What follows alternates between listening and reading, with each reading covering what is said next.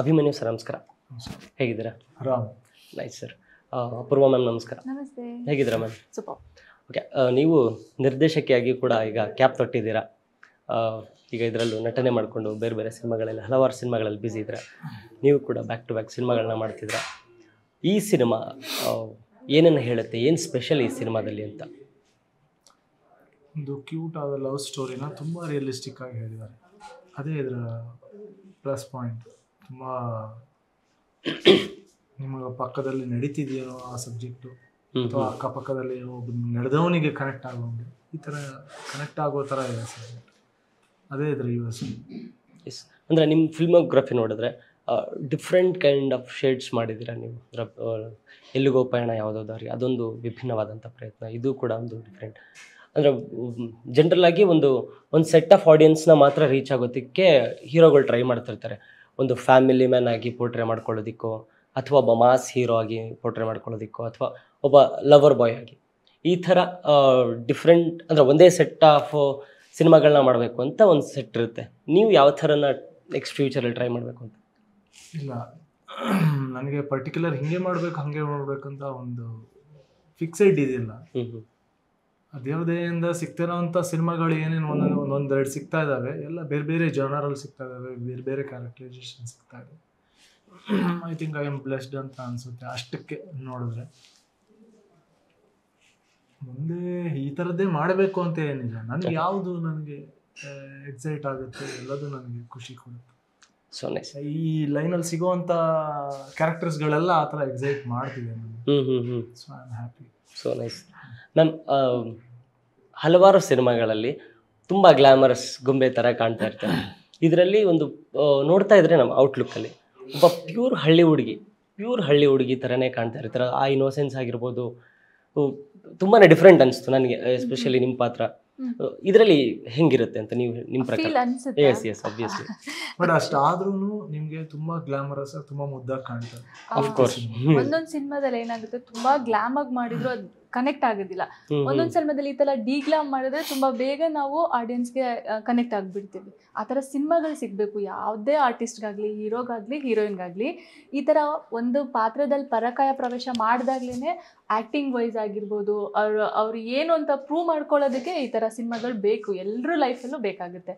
ಅವಾಗ ನಮ್ಮ ಕ್ಯಾರೆಕ್ಟರ್ನ ನಾವು ಏನು ಮಾಡ್ತೀವಿ, ಹೇಗೆ ಹೋಗುತ್ತೆ ಆ ಥರ. ಈ ಸಂಧ್ಯಾನೂ ಅಷ್ಟೇ, ತುಂಬ ಚಾಲೆಂಜಿಂಗ್ ರೋಲ್ ಅಂತ. ಅಂದರೆ ಓನ್ಲಿ ಲವ್ ಸ್ಟೋರಿ ಅಂತ ಸಿನಿಮಾ ಬರೋದೇ ಇಲ್ಲ ಇದು. ಟೋಟಲಿ ನಾವು ಅಂದ್ಕೊಂಡಿಲ್ಲ, ಇಲ್ಲ ನಾವೇನು ತೋರಿಸಿದ್ವಿ ಇದು ಜಸ್ಟ್ 1% ಅಷ್ಟೇ.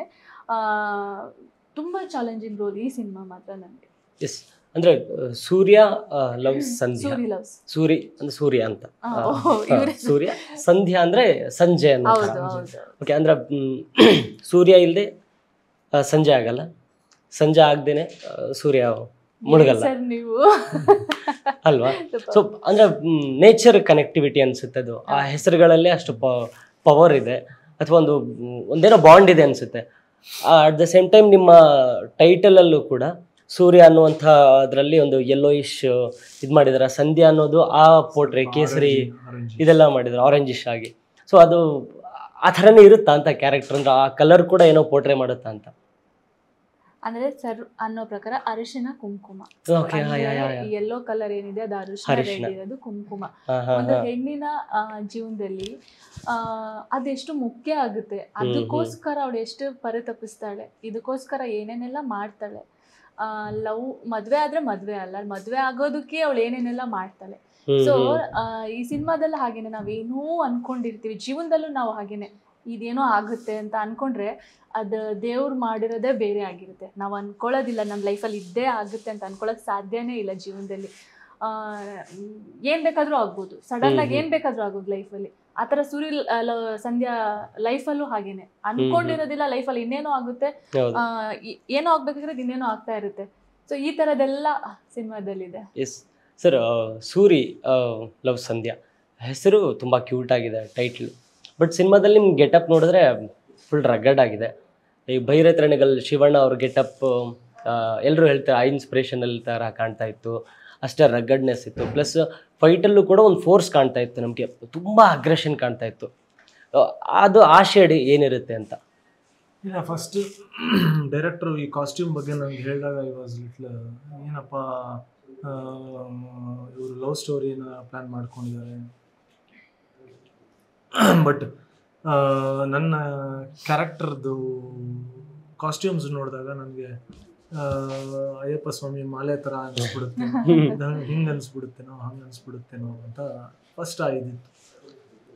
ಬಟ್ ಎವ್ರಿ ಟೈಮ್ ನಾನು ಅದನ್ನು ಸರ್ ನೋಡಿ ಸರ್ ಒಂಚೂರು I was not in the position sir ಈ ಕಾಸ್ಟ್ಯೂಮ್ ಬೇಡ, ಯಾಕಂದರೆ ನನಗೆ ಡೈರೆಕ್ಟರ್ಸ್ ಯಾವಾಗಲೂ ಏನೋ ಥಾಟ್ ಮಾಡಿದ್ರೆ ಅಲ್ಲಿ ಏನೋ ಇದೆ ಅನ್ನೋದೊಂದು ಒಳಗೆ ಇದಾಗ್ತಿರುತ್ತೆ. ಬಟ್ ನನ್ಗೆ ಅದರ ಜೊತೆ ಅದು ಸ್ವಲ್ಪ ಬೇರೆ ಥರ ಕಂಡುಬಿಟ್ರೆ ಕ್ಯಾರೆಕ್ಟರ್ಗೆ ಏನಾದ್ರು ಇದಾಗ್ಬಿಡುತ್ತಾ ಅಂತ 2-3 ಸತಿ ಡೈರೆಕ್ಟರ್ ಹತ್ರ ನಾನು ಮತ್ತೆ ಕೇಳಿದೆ, ಸರ್ ನೋಡಿ ಸರ್ ಬ್ಲ್ಯಾಕ್ ಆ್ಯಂಡ್ ಇದು ನಿಮ್ಗೆ ಆ ಫೀಲ್ ಅನ್ಸುತ್ತಾ? ಅವ್ರು ಎವ್ರಿ ಟೈಮ್ ಹೇಳಿದಾಗ ನನಗೆ ಅವ್ರು ಹೇಳೋದು ಇಲ್ಲ ಸರ್ ನಾನೊಂದು ಮೆಟೀರಿಯಲ್ ಇದು ಹಾಕಿದ್ದೀನಿ, ಆ ಮೆಟೀರಿಯಲ್ ಬ್ಲ್ಯಾಕ್ ಆ್ಯಂಡ್ ಬ್ಲ್ಯಾಕ್ ಬಿದ್ದರೆ ತುಂಬ ಚೆನ್ನಾಗಿ ಕಾಣುತ್ತೆ, ಬೇರೆ ಥರ ಕಾಣುತ್ತೆ ಅಂತ ಎವ್ರಿ ಟೈಮ್ ಹೇಳೋರು. ನನಗೆ ಓಕೆ ಅಂತ ಶೂಟ್ಗೆ ಹೋದಾಗ ಐ ಫೆಲ್ಟ್ ದಟ್ ಮೆಟೀರಿಯಲ್, ಆ ಶರ್ಟ್ ಆಗಿರ್ಬೋದು ಪಂಚೆ ಆಗಿರ್ಬೋದು ಎರಡೂ ಒಂದೇ ಮೆಟೀರಿಯಲ್ದು ಟೆಕ್ಸ್ಚರ್ ಆಗಲಿ ಮೆಟೀರಿಯಲ್ ಆಗಲಿ ಎರಡೂ ಒಂದೇ ಹಾಕಿದಾಗ I felt very confident. Okay ಇದಾಗ್ತದೆ. ಬಟ್ ಎಲ್ಲ ಮೂಡ್ಗಳಿಗೂ ಇದು ಕ್ಯಾರಿ ಆಗುತ್ತಾ?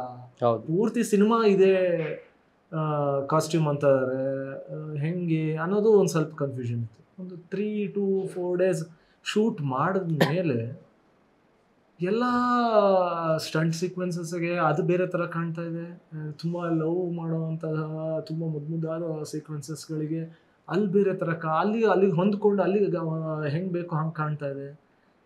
ತುಂಬ ಎಮೋಷನಲ್ ಸೀನ್ ಬಂದಾಗ ಅಲ್ಲಿಗೆ ಹೆಂಗೆ ಬೇಕು ಹಂಗೆ ಕಾಣ್ತಾ ಇದೆ. ತುಂಬ ನ್ಯಾಚುರಲ್ ಆಗಿ ಬೇಕು ಅನ್ಸಿದಾಗ ಅಲ್ಲಿ ತುಂಬಾ ನ್ಯಾಚುರಲ್ ಆಗಿ ಕಾಣಿಸ್ತಾ ಇದೆ.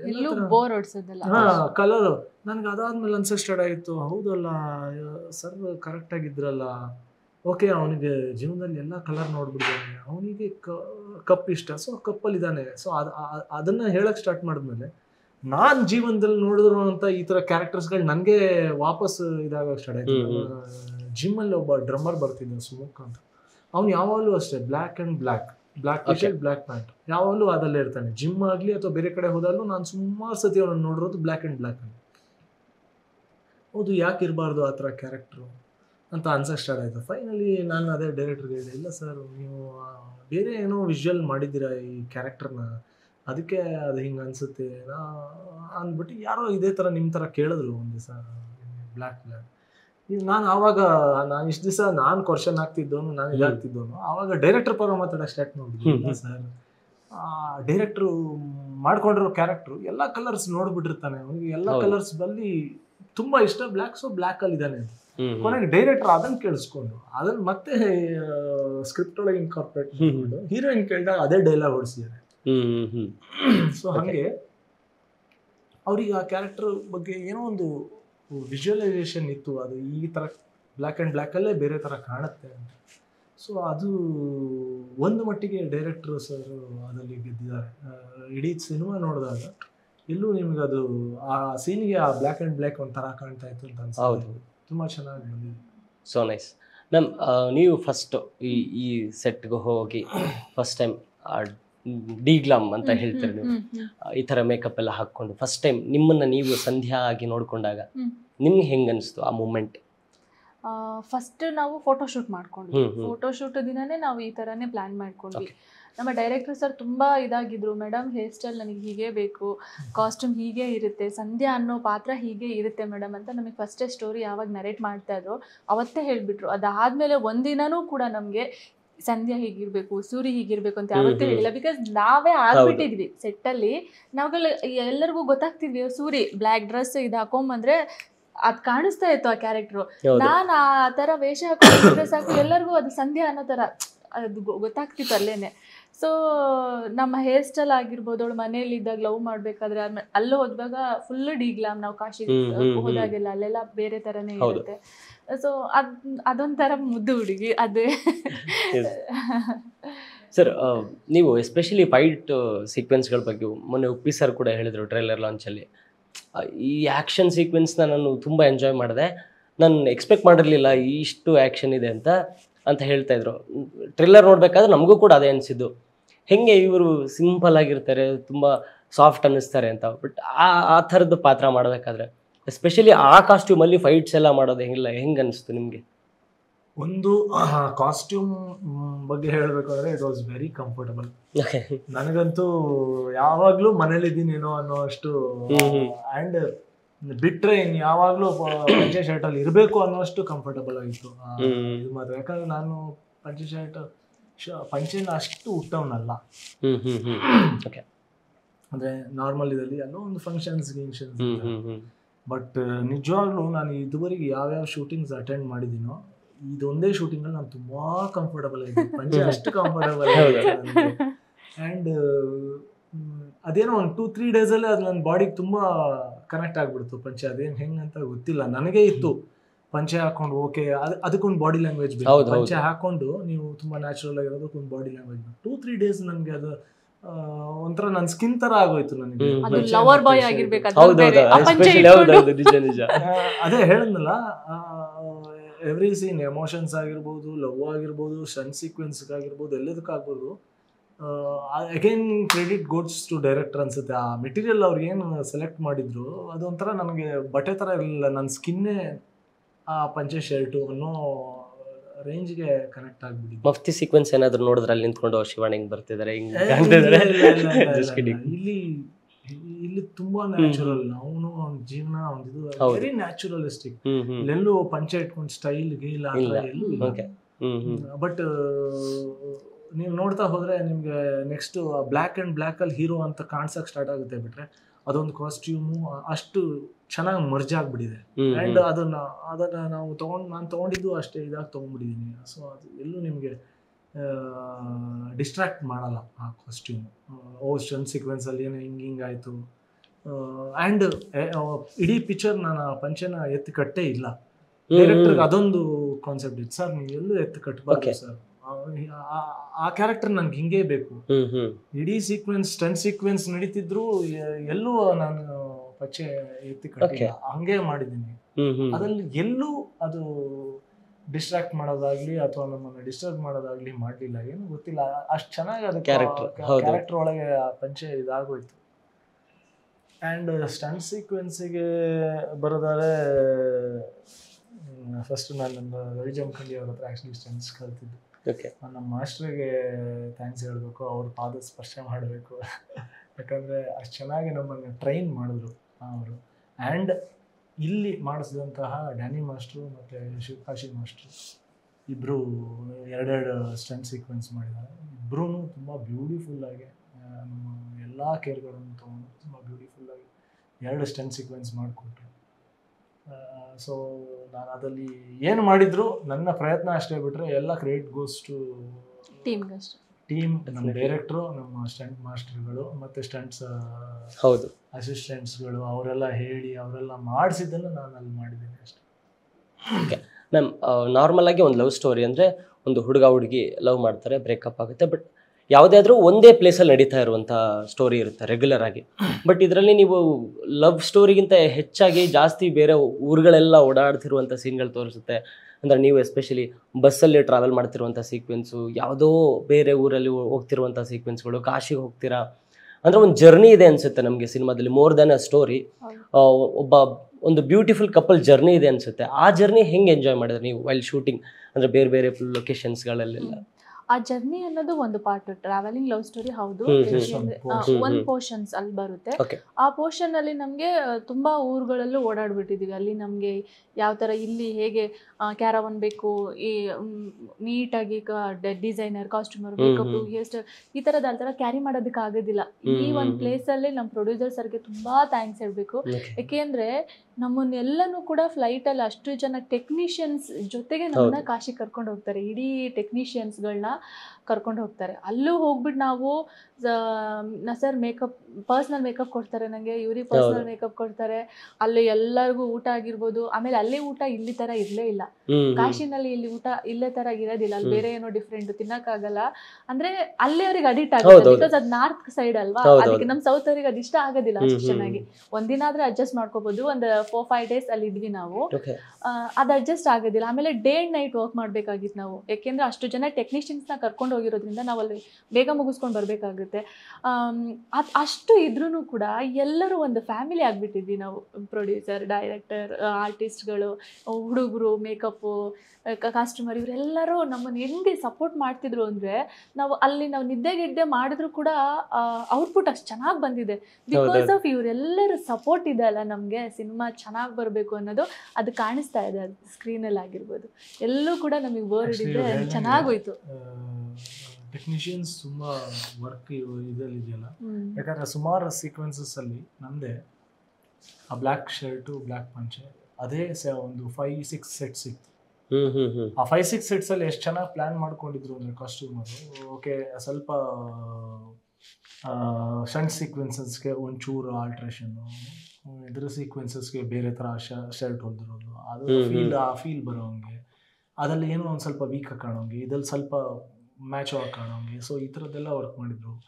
ಮೇಕಪ್ಪಲ್ಲೂ ಅಷ್ಟೇ, ಎಷ್ಟು ನ್ಯಾಚುರಲ್ ಆಗಿ ಬರಬೇಕು ಅಷ್ಟು ನ್ಯಾಚುರಲ್ ಆಗಿ, ಅಲ್ಲಿ ಎಲ್ಲಿ ಸ್ವಲ್ಪ ಫೋರ್ಸ್ಫುಲ್ ಆಗಿ ಬರಬೇಕು, ಏನೇನು ಚೇಂಜಸ್ ಮಾಡಬೇಕು.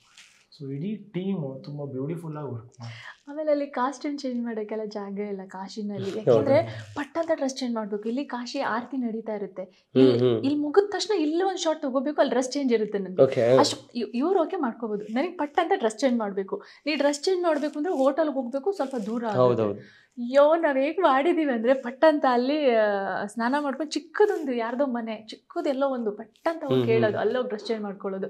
ಇನ್ನು ಪೊಲೀಸರ್ ಕೂತ್ಕೊಂಡಿರ್ತಾರೆ ನೋಡಿ, ಒಂದು ಚೌಕಿ ತರ, ಅಲ್ಲೋಗಿ ಡ್ರೆಸ್ ಚೇಂಜ್ ಮಾಡ್ಕೊಳ್ಳೋದು. ಅದೆಷ್ಟು ಫಾಸ್ಟಾಗಿ ಆಗ್ತಿತ್ತು. ಆ ಹೇರ್ ಸ್ಟೈಲ್ ಅದೆಷ್ಟು ಫಾಸ್ಟಾಗಿ ಆಗ್ತಾ ಇತ್ತು. ಒಂದೊಂದ್ಸಲ ನಾವು ಎಷ್ಟೊಂದು ಟೈಮ್ ತಗೋತೀವಿ ಇಲ್ಲಿ ಶೂಟ್ ಮಾಡಬೇಕಾದ್ರೆ, 1 hour 2 hours ತಗೋತೀವಿ ಸರ್, ಟೈಮ್ ಬೇಕು ಅಂತ. ಬಟ್ ಅಲ್ಲಿ ಹೋಗಿ ಆ ಕಾಶಿ ಸನ್ನಿಧಾನದಲ್ಲಿ ಮಸ್ತಾಗಿತ್ತು. ಆ ದೇವ್ರನ್ನ ನೋಡ್ಕೊಂಡು ಅವೆಲ್ಲ ಮಾಡಿದ್ದು ತುಂಬ ಚೆನ್ನಾಗಿತ್ತು. ಅಂದರೆ ಎಲ್ಲ ಪಾಸಿಟಿವ್ ಈ ಸಿನಿಮಾದಾಗಿತ್ತು. ಎಸ್, ಸಂಧ್ಯಾ ಪಾತ್ರದಿಂದ ಅಂದ್ರೆ ನೀವು ಈ ಜರ್ನಿ ಸಂಧ್ಯಾಳ ಜರ್ನಿಯಲ್ಲಿ ನೀವು ಕಲಿತಂತಹ, ನೀವು ಜೀವನಕ್ಕೆ ಅಳವಡಿಸ್ಕೊಂಡಂತಹ ಪಾಠಗಳೇನು, ಏನಾದರೂ ತತ್ವಗಳೇನು ಈ ಪಾತ್ರದಿಂದ? ಈ ಪಾತ್ರದಿಂದ ನನಗೆ ಲವ್ ಅನ್ನೋದು ಎಷ್ಟು ಮುಖ್ಯ, ಒಂದು ಜೀವನದಲ್ಲಿ ಲವ್ ಅನ್ನೋದಕ್ಕೆ ಎಷ್ಟು ಪ್ರಾಮುಖ್ಯತೆ ಕೊಡಬೇಕು. ಆಮೇಲೆ ಹುಡುಗ ಆಗಿರಲಿ ಹುಡುಗಿ ಆಗಿರಲಿ, ಪ್ರೀತಿಗೆ ಓಕೆ, ಪ್ರೀತಿಯಲ್ಲಿ ತಪ್ಪುಗಳಿರುತ್ತೆ, ಫೇಕ್ ಲವ್ಗಳಿರುತ್ತೆ. ಬಟ್ ಇದು ಹಾಗಲ್ಲ. ಒಬ್ಬೊಬ್ಬರು ಲೈಫಲ್ಲಿ ಒಂದೊಂದು ಸಲ ಲವ್ ಮಾಡಿದ್ರೆ ತುಂಬ ಟ್ರೂ ಲವ್ ಮಾಡ್ತಾರೆ.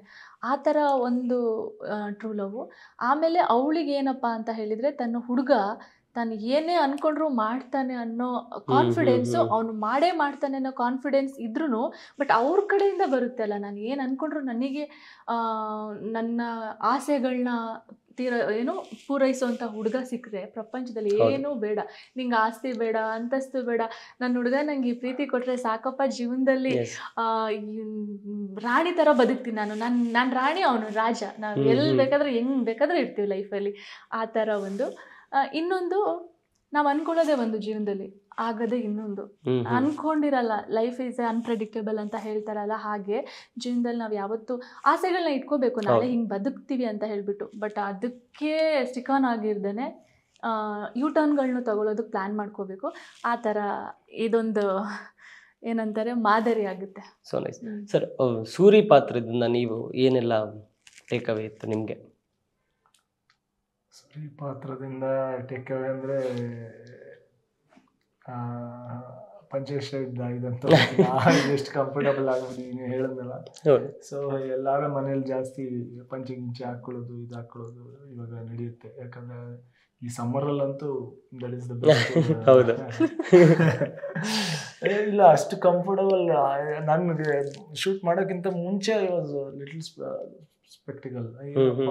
ಆಗುತ್ತಾ ಪಂಚೆ ಪೂರ್ತಿ ಅಂತ.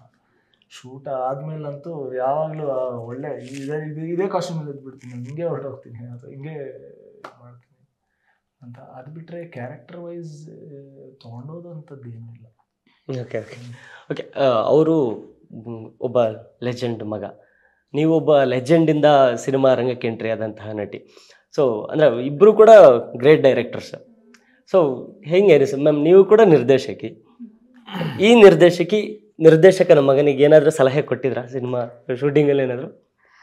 ಅಲ್ಲ, ಆ ಥರ ತಗೊಳ್ಳೋದು ಕೊಡೋದು ಅಂದ್ರೆ ಡಿಸ್ಕಷನ್ ಅಲ್ಲಿ ಓಕೆ ಓಕೆ ಓಕೆ ಹಾಂ ಹಾಂ ಇದು ಮಾಡ್ತಾ ಇದ್ವಿ. ಆ ಥರ ಸುಮಾರು ಅವರು ಹೇಳಿದ್ದಾರೆ.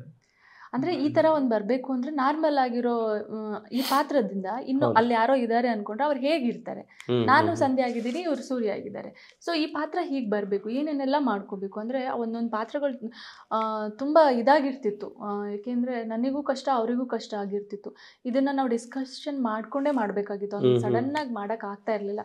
ಆಮೇಲೆ ಡೈರೆಕ್ಟರ್ ಸರ್ದು ಹಿಂಟ್ ತಗೋತಿದ್ವಿ, ಡೈರೆಕ್ಟರ್ ಸರ್ ಈ ಥರ ಮಾಡಿ ಅಂತ ಹೇಳಿದಾದ್ಮೇಲೂ ನಾವು ಓಕೆ ಹಿಂಗಿದ್ರೆ ಇದು ಚೆನ್ನಾಗಿ ಆಗುತ್ತೆ ಆ ಥರ ಪ್ಲ್ಯಾನ್ ಮಾಡ್ಕೋತಿದ್ವಿ. ಏಕೆಂದರೆ ಅವ್ರ ಅಳೋ ಸೀನ್ ಆಗಿರ್ಬೋದು, ನನ್ನ ಅಳೋ ಸೀನ್ ಆಗಿರ್ಬೋದು, ನನ್ನ ಹ್ಯಾಪಿ ಮೂಮೆಂಟ್ಸ್ ಆಗಿರ್ಬೋದು, ಅದು ಸುಮ್ಮನೆ ಅಲ್ಲ, ಆ ಪಾತ್ರಕ್ಕೆ ಎಷ್ಟು ಬೇಕು ಅಷ್ಟೇ, ತುಂಬ ಹೆವಿಯಾಗಿ ಅಂತ ಆ ಥರದ್ದು ಏನಿಲ್ಲ, ಎಷ್ಟು ಬೇಕೋ ಅಷ್ಟು ಮಾಡ್ಕೋತಾ ಇದ್ವಿ ಇಬ್ಬರು ಕೂಡ. ಓಕೆ, ಕ್ಲೈಮ್ಯಾಕ್ಸ್ ಬಗ್ಗೆ ಉಪ್ಪಿ ಸರ್ ತುಂಬ ಹೇಳಿದ್ರು. ಅವ್ರು ಹೇಳಿದ್ರು, ನಾನು ಎಷ್ಟೇ ಮಾತಾಡಿದ್ರು ಕ್ಲೈಮ್ಯಾಕ್ಸ್ ಬಗ್ಗೆ ನಾನು ಎಷ್ಟೇ ಹೇಳಿದ್ರು ಕಡಿಮೆನೇ ಆಗುತ್ತೆ. ಅವರು ಬಹುಶಃ 3-4 ಮಂತ್ಸ್ ಆಯಿತು ನನ್ನ ಸಿನಿಮಾ ನೋಡಿ, ನಿನ್ನೆ ಮೊನ್ನೆ ನೋಡಿರೋ ಥರ ಇದೆ ಅಂತ. ಸೊ ಏನಿರ್ಬೋದು ಅಂತ ಥಿಯೇಟ್ರಲ್ಲೇ ನೋಡಬೇಕು. ಬಟ್ ಹಾಂಟ್ ಮಾಡುತ್ತೆ ಅದಂತ ಹೇಳ್ತೀವಿ ನಾವು.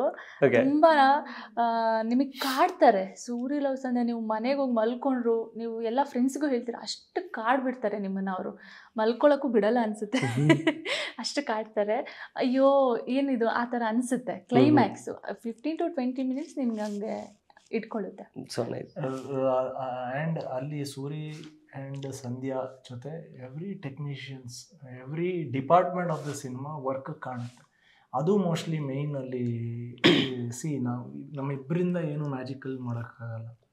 ಅಲ್ಲಿ ಕ್ಯಾಮ್ರಾ ಅಷ್ಟು ಚೆನ್ನಾಗಿ ಶೂಟ್, ನಾವು ಅಷ್ಟು ಚೆನ್ನಾಗಿ ಮಾಡಬೇಕು, ಕ್ಯಾಮ್ರಾ ಅಷ್ಟು ಚೆನ್ನಾಗಿ ಶೂಟ್ ಆಗಬೇಕು. ಆ ಕ್ಯಾಮ್ರಾ ಅಷ್ಟು ಚೆನ್ನಾಗಿ ಶೂಟ್ ಆಗೋದಕ್ಕೆ ಆರ್ಟ್ ವರ್ಕಿಂದ ಹಿಡಿದು, ಕಾಸ್ಟ್ಯೂಮ್ ವರ್ಕಿಂದ ಹಿಡಿದು, ಮೇಕಪ್ ವರ್ಕಿಂದ ಹಿಡಿದು ಎಲ್ಲ ವರ್ಕ್ಗಳು ಅಲ್ಲಿ ಅವ್ರು ಹಾಕಿರೋ ಎಫರ್ಟ್ಸ್ 5% ಆದಾಗ ಆ ಟೋಟಲ್ 100% ಆಗೋದು. ಮೋಸ್ಟ್ಲಿ ಅದು ಚೆನ್ನಾಗಿ ವರ್ಕ್ ಆಗಿದೆ ನಮ್ಮ ಇಡೀ ತಂಡ ಮಾಡಿರುವಂಥ ವರ್ಕು, ಅದು ಇದಾಗಿದೆ, 100% ಅಲ್ಲಿ ಬಂದಿದೆ. ಸೊ ಅದು ಮೋಸ್ಟ್ಲಿ ಆ ಸೀನ್ ಅಷ್ಟು ಬ್ಯೂಟಿಫುಲ್ಲಾಗಿ ಸ್ಕ್ರೀನ್ ಮೇಲೆ ಬರೋದಕ್ಕೆ ಕಾರಣ ಅಂತ ಅನ್ಸುತ್ತೆ. ಅಥವಾ ಅದು ಅಷ್ಟು ಚೆನ್ನಾಗಿ ಟ್ರಾನ್ಸ್ಫರ್ ಆಗಿದೆ ನೋಡಿದವ್ರಿಗೆ.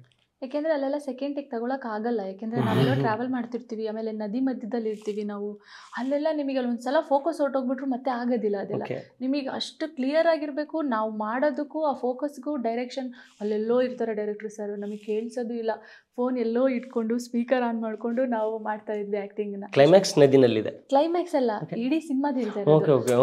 ನಾವೆಲ್ಲೋ ಟ್ರಾವೆಲ್ ಮಾಡ್ತಿರ್ತೀವಿ, ಡೈರೆಕ್ಟರ್ ಸರ್ ನಮ್ಮ ಪಕ್ಕ ಇರೋದಿಲ್ಲ, ತುಂಬ ದೂರ ಇರ್ತಾರೆ, ನಾವು ಫೋನ್ ಎಲ್ಲೋ ಇಟ್ಬಿಟ್ಟು ಸ್ಪೀಕರ್ ಆನ್ ಮಾಡಿಬಿಟ್ಟು ಅವ್ರು ಅಲ್ಲಿಂದ ಹೇಳೋದು ನಾವು ಇಲ್ಲಿ ಆ್ಯಕ್ಟ್ ಮಾಡ್ತಾ ಇದ್ವಿ. ಈ ಥರಗಳೆಲ್ಲ ಆಗಿರೋದು ಸಿನಿಮಾದಲ್ಲಿ. ಸರ್, ಇದೊಂದು out of the box question. ಅಂದರೆ ತುಂಬ ಜನ ಕೇಳ್ತಿದ್ರು, ತುಂಬ ಜನದ ಕಡೆ ನಾನು ಈ ಪ್ರಶ್ನೆ ಕೇಳಿರೋದು ನಾನು ಕೇಳಿಸ್ಕೊಂಡಿದ್ದೀನಿ. ಕಾಶಿನಾಥ್ ಸರ್ ಬಗ್ಗೆ ನಮ್ಮ ಜನ್ರೇಷನ್ಗೆ, ಈಗ ಮುಂದಿನ ಜನ್ರೇಷನ್ಗೆ ತುಂಬಾ ತಿಳ್ಕೊಳ್ಳೋದು ಬಾಕಿ ಇದೆ. ಸೊ ಅವರ ಒಂದು ಜೀವನ ಚರಿತ್ರೆನ ನೀವು ಆ್ಯಕ್ಟ್ ಮಾಡಿ ಒಂದು ಸಿನಿಮಾ ಮಾಡಬೇಕು ಅಂತ ತುಂಬ ಕಡೆ ಕೇಳಿದ್ವಿ. ಅದಾಗತ್ತಾ? ಏನಾದರೂ ಪ್ಲ್ಯಾನ್ಸ್ ಯಾರಾದರೂ ಬಂದಿದ್ರಾ? ಆ ಥರ ಪ್ರಯತ್ನಗಳು ಇನ್ನೂ ಯಾರೂ ಇದು ಮಾಡಿಲ್ಲ. ಬಿಕಾಸ್ ಆ ಪಾತ್ರ ಮಾಡಿದ್ರೆ ನಿಮ್ಮನ್ನು ಬಿಟ್ಟು ಯಾರು ಊಹೆ ಮಾಡ್ಕೊಳ್ಳೋಕ್ಕೂ ಆಗಲ್ಲ. ನಾವು ಗೊತ್ತಿಲ್ಲ ಏನಾಗುತ್ತೆ ಅಂತ, ಬಟ್ ಆ ಥರ ಯಾವುದೂ ಇನ್ನೂ ಪ್ರಯತ್ನಗಳು ಇವಾಗ ಕೇಳಿಸ್ಕೊಂಡಿದ್ದಾರೆ, ಬರ್ತಾರೆ. Yes yes definitely.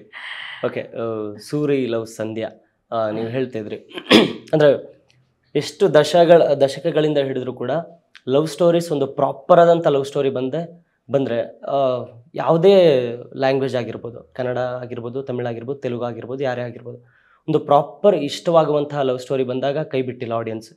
ಅದು ಪ್ರೇಮಲೋಕದಿಂದ ಹಿಡಿದು ಮುಂಗಾರು ಮಳೆ ಆಗಿರ್ಬೋದು, ಕಿರಿಕ್ ಪಾರ್ಟಿ ಆಗಿರ್ಬೋದು, ಸಪ್ತಸಾಗರದಾಚೆ ಆಗಿರ್ಬೋದು, ಯಾವುದೇ ಸಿನಿಮಾ ಆಗಿರ್ಬೋದು. ಸೊ ಅಂಥ ಹೆಚ್ಚಾಗಿ ಕನೆಕ್ಟ್ ಆಗುವಂಥ ಝೋನರ್ ಲವ್ ಸ್ಟೋರಿ. ಸೊ ಅಂಥದ್ರಲ್ಲಿ ಒಂದು ವಿಭಿನ್ನವಾದಂಥ ಹೊಸ ಕಂಟೆಂಟ್ ಅನ್ನಿಸ್ತಿದೆ. At the same time Uppi sir ಹೇಳ್ದಂಗೆ ಆ ಕ್ಲೈಮ್ಯಾಕ್ಸ್ ಏನು ಅಂತ ನೋಡೋದಕ್ಕೆ ನಾವು ಕೂಡ ಕುತೂಹಲದಿಂದ ಕಾಯ್ತಾ ಇದ್ದೀವಿ. ಸೊ ಆಡಿಯನ್ಸ್ಗೆ ಏನು ಹೇಳ್ತೀರಾ ಅಂತ? ಮಾರ್ಚ್ 6 ನಮ್ಮ ಸಿನಿಮಾ ರಿಲೀಸ್ ಆಗ್ತಾ ಇದೆ. ಥಿಯೇಟ್ರಿಗೆ ಬಂದು ಆ ಥಿಯೇಟರ್ ಎಕ್ಸ್ಪೀರಿಯನ್ಸನ್ನು ಪಡೀರಿ, ಸೂರ್ಯಲೋಸನ ಥಿಯೇಟ್ರಲ್ಲಿ ನೋಡಿ ಅಂತ ಕೇಳ್ಕೊತೀವಿ. So nice ma'am. ಎಸ್, ನಾವು ಮಾರ್ಚ್ 6ನೇ ತಾರೀಕು ಬರ್ತಾ ಇದ್ದೀವಿ. ಎಲ್ಲ ಕಡೆ ಎಲ್ಲ ಥಿಯೇಟರ್ಗಳಿಗೂ ಚಿತ್ರಮಂದಿರಗಳಿಗೂ ಹೋಗಿ ಸಿನಿಮಾ ನೋಡಿ. ಒಂದು ಒಳ್ಳೆ ಸಿನಿಮಾ ಬಂದಿಲ್ಲ ಅಂತ ಅಂದ್ಕೊಳ್ಳೋ ಬದಲು ಒಂದು ಒಳ್ಳೆ ಸಿನಿಮಾ ಬಂದಾಗ ಕೈ ಹಿಡಿದು ಸಪೋರ್ಟ್ ಮಾಡಿ. ನಮ್ಮಂಥ ಇನ್ನು ಮುಂದೆ ಬರೋವಂಥ ನಮ್ಮಂಥ ಟೀಮ್ಗೆ ತುಂಬಾ ಹೆಲ್ಪ್ ಆಗುತ್ತೆ. ಸೊ ಮರಿಬೇಡಿ, ಇದೇ ಮಾರ್ಚ್ 6ನೇ ತಾರೀಕು. Thank you, all the very best. Thank you.